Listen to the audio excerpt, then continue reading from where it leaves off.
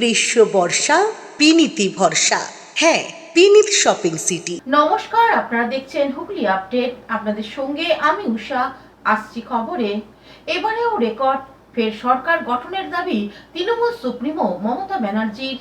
নমস্কার, আমি বাংলার মামাটি মানুষকে অনেক আমার প্রণাম, সালাম, জোহার এবং জয় জিনেন্দ্র। আমি সবকিছু জানাচ্ছি। সত শ্রী আকালজি। আপনারা সকলে ভালো থাকুন, সুস্থ থাকুন। আপনাদের প্রতি আমরা খুব কৃতজ্ঞ। এত রোদ্দুরের মধ্যেও এবং সবকিছু অত্যাচার সহ্য করুন আপনারা যেভাবে ভোট দিয়েছেন লাইনে দাঁড়িয়ে, আপনাদের কাছে আমরা খুব কৃতজ্ঞ।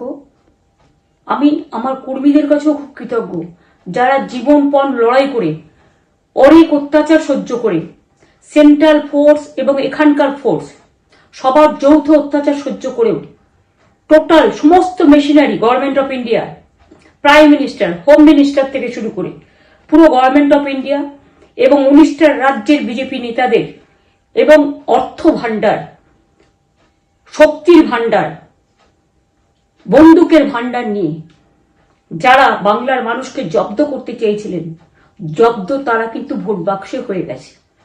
আমি আপনাদের নিশ্চিন্ত করে বলতে চাই, যেটা টিভিতে দেখাচ্ছে এটা বিজেপি অফিস থেকে কালকে বেলা 1:08 সার্কুলেট করেছে এবং টাকা দিয়ে বলেছে যাতে এটা দেখানো হয়।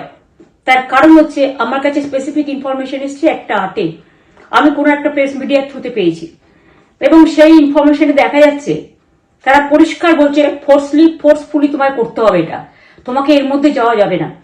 কারণটা আসলে জানেন আপনারা, আমরা 230ও পেয়ে যেতে পারি, 226 ক্রস করবো 2026-এ। মানুষ যে বিপুল ভাবে ভোট দিয়েছে, আমার তাদের প্রতি পুরো ভরসা, বিশ্বাস, আস্থা আছে। এবং ওরা কালকে এটা করিয়েছে প্রেসকে দিয়ে, তার কারণ গদি মিডিয়াকে দিয়ে। তার কারণ হচ্ছে ওরা তো আপনারা জানেন ইডি, সিবিআই, ইনকাম ট্যাক্স সবাইকেই চমকায় এবং সেন্ট্রাল ফোর্স যে ব্যবহার কাল করেছে এবং তাতে যে নতুন পুলিশগুলো অ্যাপয়েন্টমেন্ট হয়েছিল যারা আমার হাতে ছিল না, তারা ভীষণ মেয়েদের মেরেছে, বাচ্চাদের মেরেছে। যে ভদ্রলোক উদয়নারায়ণপুরে ভোট দিতে গিয়ে মারা গিয়েছে, আমি তার শোকাহত পরিবারকে সমবেদনা জানাবার ভাষা আমার নেই, কিন্তু পরিবারটার পাশে আমরা থাকবো।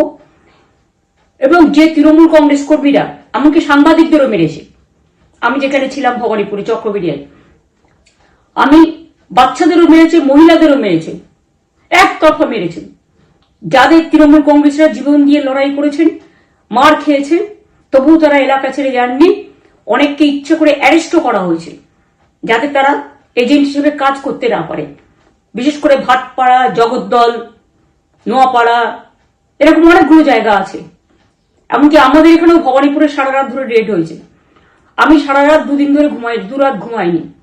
তাই আপনাদের কাছে বলবো, ওটা বিজেপির চক্রান্ত এবং বিজেপি এত করেও মানুষের অধিকার থেকে মানুষকে বঞ্চিত করতে পারল না।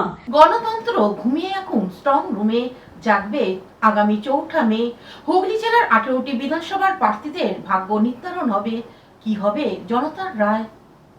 হুগলি জেলায় রাজনৈতিক উত্তেজনা চরমে। জেলার 18টি বিধানসভা কেন্দ্রের প্রার্থীদের ভাগ্য নির্ধারণ হবে আগামী 4 তারিখে। ভোট গ্রহণ পর্ব শেষ হওয়ার পর থেকেই প্রার্থী থেকে সাধারণ ভোটার সবার মধ্যেই বাড়ছে উৎকণ্ঠা ও কৌতূহল। কে জিতবে আর কেই বা দখলে যাবে কোন কেন্দ্র, এই প্রশ্নই এখন ঘুরছে সর্বত্র।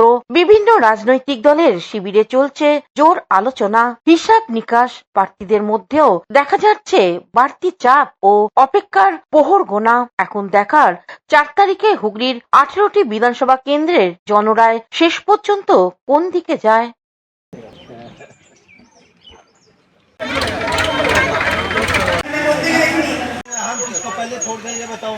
হুগলি থেকে চন্দনা দত্তের রিপোর্ট, হুগলি আপডেট।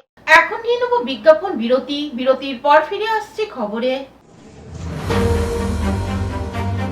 এই মুহূর্তে সবচাইতে বড় খবর, হুগলি জেলার খানাকুলির প্রস্তরের নজির গড়লেন ফতেমা খাতুন। সিবিএসসি বোর্ডের মাধ্যমিক পরীক্ষায় তিনি অল ইন্ডিয়া র্যাঙ্ক 7 অর্জন করেছেন। তিনি পড়াশোনা করে ব্লুমিং বার্ড স্কুল আদি সপ্তগ্রাম হুগলিতে।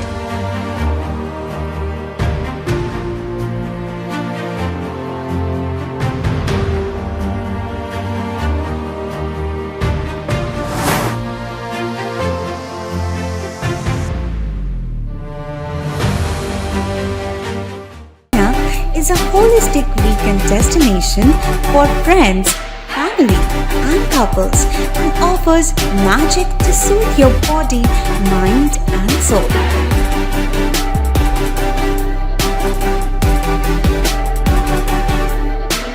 Aqua Marina, your customized magician. Welcome aboard and see the magic unfold. Amala nursing home. Enjoy a weekend at Vedam, the paradise of peace. A home away from home.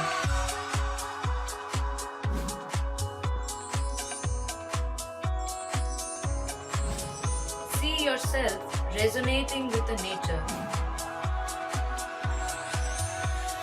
Vedam welcomes you to create your best memories. পেটি ভর্তি বাংলা মদ নিয়ে পালানোর চেষ্টা, বাধা দেয়ায় মদের দোকানে কর্মীকে চুলের মুঠি ধরে মাটিতে ফেলে মার, পাল্টা দুই যুবককে উত্তম মধ্যম দিয়ে শিক্ষা দিল জনতা। চুচুড়া কাপাসডাঙ্গা জিটি রোডের পাশে একটি মদের দোকানে আজ দুপুরে গাড়ি থেকে মদ নামছিল। একটি টোটো করে দুই যুবক আসে, মদের পেটি নিয়ে টোটোয় তুলে পালানোর চেষ্টা করে। দোকানের এক কর্মচারী বাধা দিলে তাকে ফেলে মারতে থাকে ওই দুই যুবক। ঘটনা দেখে স্থানীয় ব্যবসায়ী ও বাসিন্দারা চলে আসেন। দুই যুবককে ধরে বেধড়ক মারধর করা হয়। খবর পেয়ে চুচুড়া থানার পুলিশ আসে, দুই যুবককে আটক করে নিয়ে যায়। জানা গেছে তারা কাপাসডাঙ্গা কোয়ার্টারে থাকে। গতকাল মদের দোকান বন্ধ ছিল, আজ দোকান খুলেছে। দুপেটি বাংলা মদ নিয়ে পালাতে গিয়ে ধরা পড়ে। মার খেয়ে এখন কারোদে থাকতে হবে। ওপারে দাঁড়িয়ে আছি, ও গাড়ি থেকে এদের কাউন্টারে মদ নামছে, ও টোটো এনে, এই যে টোটোওয়ালা, এই টোটোওয়ালা টোটো এনে ওদের গাড়ি থেকে নিয়ে ওদের টোটোর মধ্যে মাল ঢুকিয়ে নিচ্ছে। ও বারণ করার পর ওকে প্রথমে টোটোর থেকে মালটা তুলে এনে ও নিজের কাউন্টারে ঢুকিয়ে নিল। তারপর এসে ও আবার ওই ভেতর থেকে কাউন্টার থেকে আবার বের করছে, এই সবগুলো করছে, দিয়ে ওকে মেরে মাথা ফাটিয়ে দিয়েছে ও বারণ করেছে বলে। ওই দেখো অত্যাচার টর্চারে আমরা থাকবো নাকি? এখন এই ভূমিকা দেখাচ্ছে, এরপরে কি ভূমিকা দেখাবে এরা? সব কটা ওই ওপারে নন বেঙ্গলি ছিল। কি ভূমিকা দেখাবে এরা? এখন এরকম করছে এরা। হুগলি থেকে চন্দনা দত্তের রিপোর্ট, হুগলি আপডেট। বিরতির পর ফিরে এলাম খবরে। ভাটপাড়া বিধানসভার ভোটের পর তৃণমূল কর্মী তাপস দাসের উপর বিজেপি কর্মীদের হামলার অভিযোগ।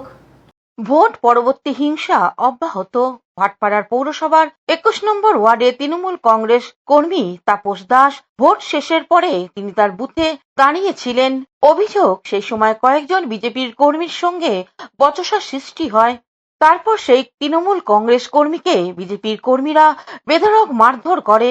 তাকে ভাটপাড়া স্টেট জেনারেল হাসপাতালে নিয়ে আসে। সেখান থেকে অবস্থার অবনতি হওয়ার জন্য কামারহাটি সাগর দত্ত হাসপাতালে তাকে স্থানান্তরিত করা হয়।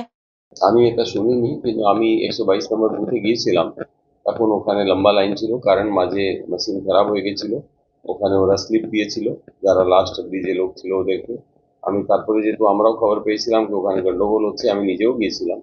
তো নিজে গিয়ে দেখলাম কি সব ব্যবস্থাভাবে চলছে। তারপরে আমি তো চলে আসলাম ওখানে, কিন্তু ব্যাপক কেন্দ্রীয় বাহিনী ছিল, তো কোনো গন্ডগোল হওয়ার তো সম্ভাবনা নেই। বাকি কিছু কি হয়েছে আমাকে খোঁজ নিতে হবে, আমি জানি না। বিজেপির লোকরা মারধর করে যেমন আমি খোঁজ নিতে হবে আমাকে, আমি এটা জানি না। না, ওখানে তো ব্যাপক কেন্দ্রীয় বাহিনী ছিল, কি করে। ঘটনা কিছুই নয়, আজকে হঠাৎ আমি বুথে সব জায়গায় ছিলাম, সেখান থেকে খবর পেলাম 122 নম্বর পার্ট রাজবাড়ি মাঠ আতপুর 21 নম্বর ওয়ার্ডে, সেখানে সঞ্জয় সিং, প্রমোদ সিং, বিপ্লব ঘোষ, তারপরে আপনার প্রতীক সোনার এবং জিতেন্দ্র সিং বলে একটা ক্রিমিনাল, যে মার্ডার কেসের আসামির থেকে কয়েক বছর জেল কেটে ইতিমধ্যেই এসেছে। প্রতীক সোনার অ্যাবসকন্ডার অনেক কেসে, এখানেও থাকেন, আজকে সকালেই এসেছে। এবং এরা সবাই মিলে ওখানে যায় এবং যাওয়ার পরে তাপসের সঙ্গে, একটা তাপস বলে আমাদের দলীয় কর্মী, ওর সঙ্গে বতসা শুরু হয়। ও ভালোভাবেই বলে, কিন্তু বলতে বলতে ওকে বলে যে তোকে শেষ করে দেবো, মেরে দেবো। তো বলে যখন পারবে তখন মারবে, সেটাও ভিডিও ফুটেজে দেখা যাচ্ছে, যখন হবে তখন মেরে দেবে। তো বলতে বলতেই ওকে মারা আরম্ভ করে, ও পড়ে যায়, একজন বাঁচাতে যায়, তাকেও মারে, সে পড়ে যায়। তারপরে তাপস ওখান থেকে উঠে পালানোর সময় তাকে 2-3 রাউন্ড গুলি চালানো হয়, এবং গুলি চালানোর পরে 2-3 রাউন্ড গুলি চালানো হয়, এবং তারপরেই ও ওখান থেকে মানুষ যারা ছিল গুলি চলার পরে তারা সবাই মানে পালানোর চেষ্টা করছে, এর মধ্যেই ওকে আবার ধরে মারধর প্রচন্ডভাবে করে ফেলে। তারপরে ও পড়ে যায় ড্রেনের মধ্যে। সেখান থেকে পাড়ার সবাই হই হই করে আস্তে আস্তে এরা। Bureau report, Hooghly update. এখনকার মতন খবর এই পর্যন্তই। প্রতিদিন দেখুন হুগলি আপডেট। নমস্কার।